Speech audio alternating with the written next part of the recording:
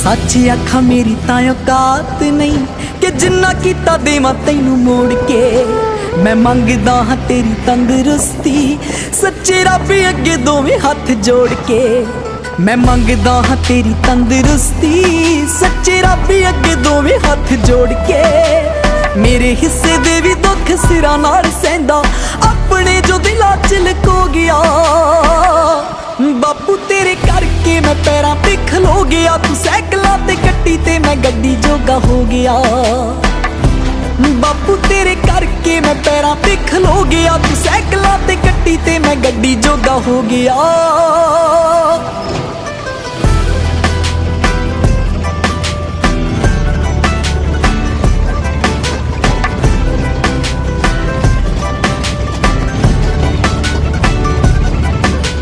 चंदरे गरीबियां दे दिन सी बल